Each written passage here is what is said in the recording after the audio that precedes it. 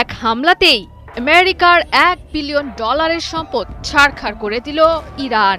IRGC আঘাত হেনেছে মধ্যপ্রাচ্যের শক্তির প্রতি খ্যাত কাতারের আল উদেইদ বিমান ঘাঁটিতে, ধ্বংস করে দিয়েছে 2013 সালে স্থাপিত উচ্চ ক্ষমতা সম্পন্ন অত্যাধুনিক মার্কিন রাডার, যেটি ছিল যুক্তরাষ্ট্রের আকাশ প্রতিরক্ষা ব্যবস্থার গুরুত্বপূর্ণ অংশ। আইআরজিসির মিসাইল হামলাটির উদ্দেশ্য ছিল $1.1 বিলিয়ন ব্যয়ে স্থাপন করা ANFPS-132 block 5 upgraded early warning রাডারটি পুরোপুরি নষ্ট করে দেয়া।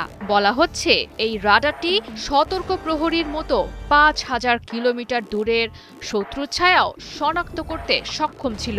এটি ধ্বংস করে দেয়া মানে আমেরিকা ও তার সহযোগীদের চোখ অন্ধ করে দেয়া।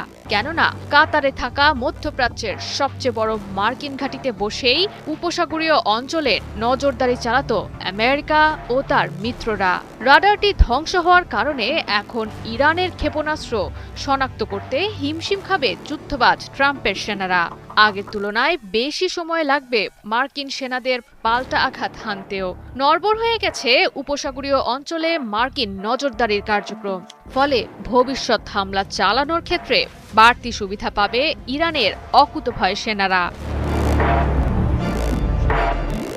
আমেরিকা ইসরায়েলের যৌথ আক্রমণে দেয়ালে পিঠ ঠেকে গেছে ইরানের। উপসাগরের বাতাসে এখন আর শুধু অদেখা উত্তেজনা নয়, সত্যিকার অর্থেই ভেসে বেড়াচ্ছে বারুদের গন্ধ।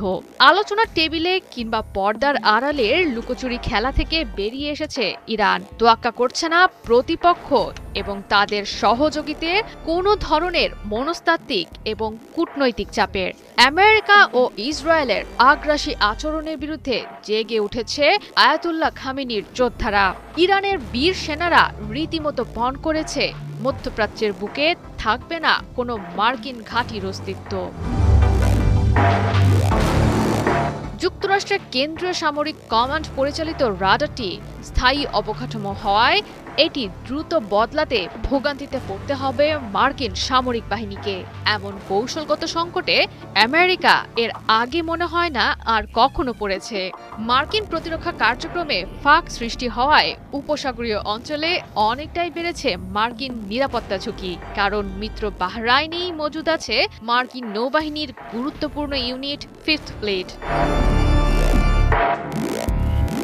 হামলাটির মাধ্যমে ট্রাম্প যেন বুঝে গেছেন প্রযুক্তিগত শক্তি সব নয়, কখনো কখনো ছোট আকারের সীমিত শক্তির ড্রোনও ধ্বংস করতে পারে বড় অবকাঠামো। বড় ধরনের ঝুঁকিতে পড়েছে মধ্যপ্রাচ্যে থাকা অন্যান্য মার্কিন সামরিক ঘাঁটিগুলো। সামরিক বিশ্লেষকদের ধারণা, প্রতিপক্ষের প্রতিরক্ষা ব্যবস্থা পরখ করে দেখতে টেস্ট স্ট্রাইকের আড়ালে দীর্ঘ যুদ্ধের প্রস্তুতি নিচ্ছে ইরান।